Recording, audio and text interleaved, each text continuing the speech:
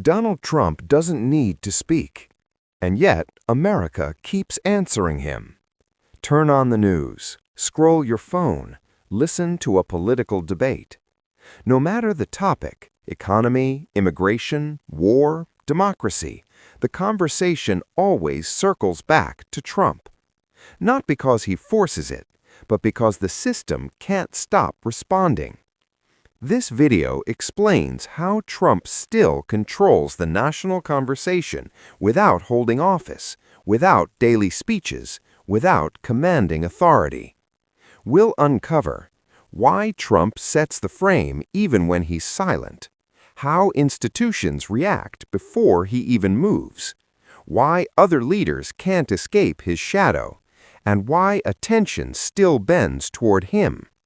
Because power has changed. Power is no longer about who governs, it's about who defines what everyone argues about. Trump doesn't just influence opinions, he controls the starting point of the argument. And whoever controls the frame controls the outcome. Before Trump, politics worked like this. Leaders introduced ideas, media analyzed them, public reacted. After Trump, emotion triggers opinions, media scrambles to cover, leaders respond, public argues. Trump reversed the flow. He no longer reacts to the system reacts to him. Before Trump, policy led debate. Leaders shaped narratives. Media followed institutions. After Trump, reaction leads debate. Emotion shapes narratives. Media follows conflict. Trump didn't dominate policy, he dominated attention gravity. Think about someone who left a room, but everyone keeps talking about them. Every decision is measured against what would he do? How will he react? What does this mean for him? That person still controls the room. That's Trump. Trump taps into fear of losing control, anger at institutions, satisfaction in disruption. Even people who oppose him feel compelled to respond. Silence feels irresponsible. Reaction feels necessary. Here's the realization most people miss. Trump doesn't dominate because he speaks louder. He dominates because everyone else speaks about him. Control of conversation is invisible power, and invisible power is the hardest to defeat. As long as Trump remains the reference point, America isn't moving forward, it's circling. Trump doesn't dominate by speaking. He dominates because everyone measures themselves against him. Now we need to answer the obvious question. How did one man become the reference point for every political argument in America? Here's the truth. Trump didn't win control by convincing people. He won by redefining the baseline. Once the baseline shifts, everything else follows. This part explains how Trump reset expectations for leadership, why normal politics now feels impossible, how comparison replaced evaluation, and why every new figure is judged through Trump. Because when comparison replaces standards, people stop asking, is this good policy? And start asking, is this Trump-like or anti-Trump? That kills nuance. That traps debate. That freezes progress. Trump broke political norms, loudly, publicly, repeatedly. At first, it shocked people. Then it exhausted them. Eventually, it reset expectations. Once that happened, calm leadership felt weak. Silence felt suspicious. Restraint felt outdated. Trump didn't lower the bar. He moved the bar. Before Trump, leaders judged on competence. Behavior mattered. Process had value. After Trump, leaders judged on reaction. Visibility matters more. Process feels optional.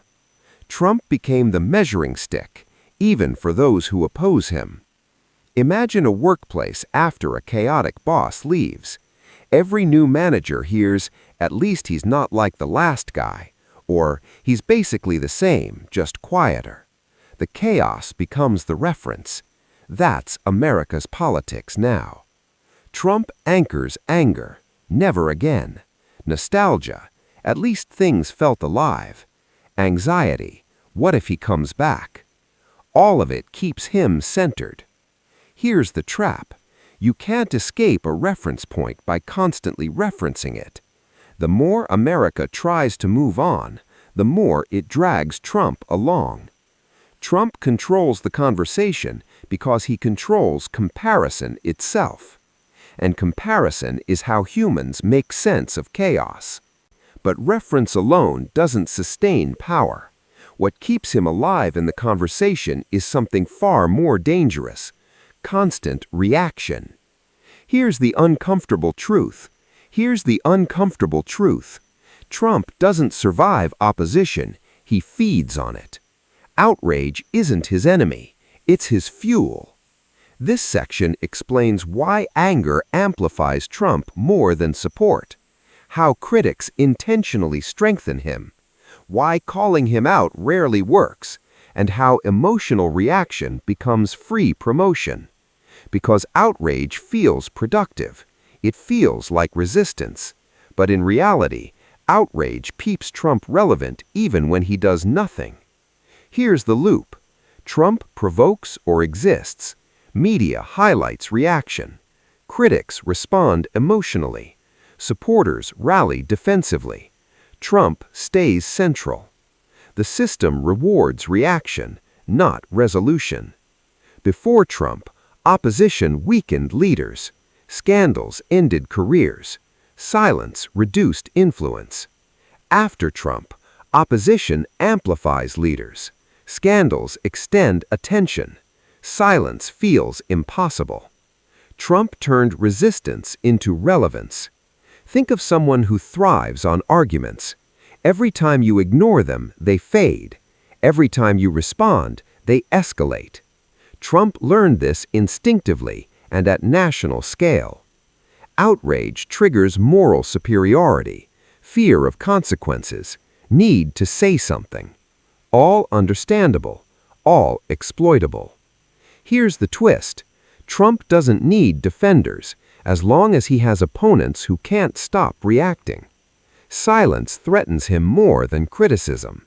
Trump remains central because America keeps arguing with him instead of moving past him. But outrage alone isn't enough to keep someone dominant for years.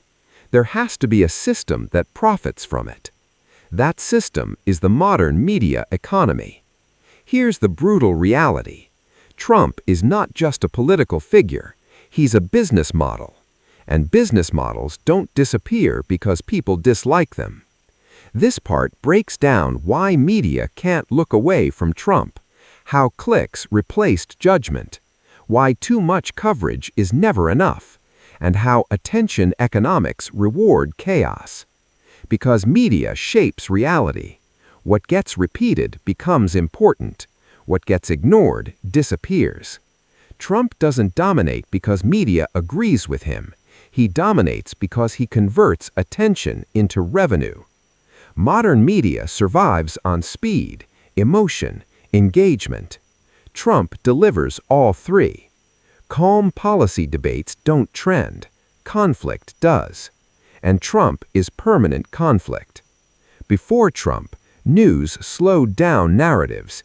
Gatekeepers filtered relevance. Controversy had limits. After Trump, algorithms reward outrage. Speed beats accuracy. Repetition equals dominance. Trump didn't break the media. He exposed what it had become. Think of a TV show everyone claims to hate, but everyone keeps watching. Networks don't cancel those shows. They build entire schedules around them. Trump is that show. Media audiences feel exhausted but hooked, angry but engaged, overexposed but unable to look away. That emotional tension fuels clicks. Here's the uncomfortable truth. If Trump disappeared tomorrow, the media would miss him because he solves their biggest problem: attention scarcity.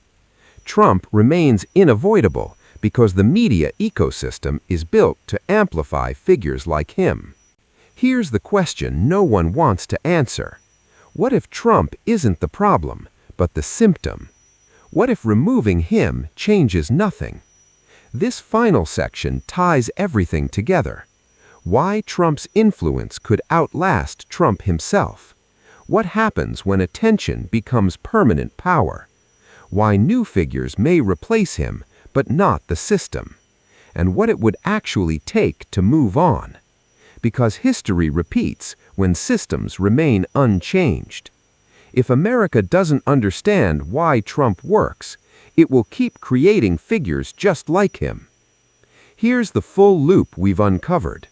Emotion drives attention. Attention